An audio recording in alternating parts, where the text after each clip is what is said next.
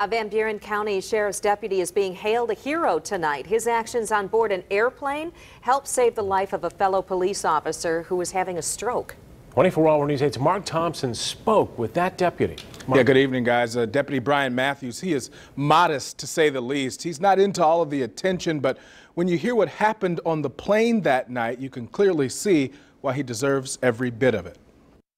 Pinned with pride, Deputy Brian Matthews was presented the Life-Saving Award by the Van Buren County Sheriff's Department. He's a street deputy, not used to the limelight, but back on March 3rd, he was thousands of feet above in an airplane when an announcement came over the speaker.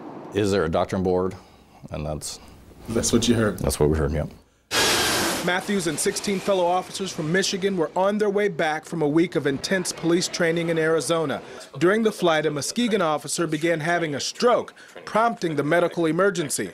Matthews is no doctor, but is a trained EMT, so when no one else spoke up, he did. Just my training as a police officer, kind of just kicked in there and took over.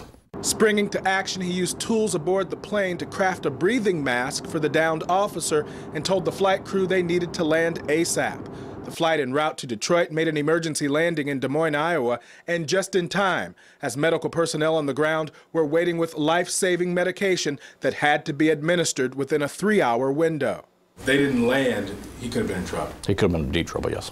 The Muskegon officer pulled through and is now undergoing rehab. Matthews had a chance to visit him just yesterday. I met his wife and his daughter.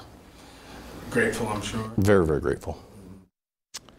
Matthews was in Arizona training to become a drug recognition expert. It's an elite group, a group that can identify someone who is specifically impaired by drugs and help in prosecutions. Deputy Matthews is only one of 50 DREs in the state. Sue?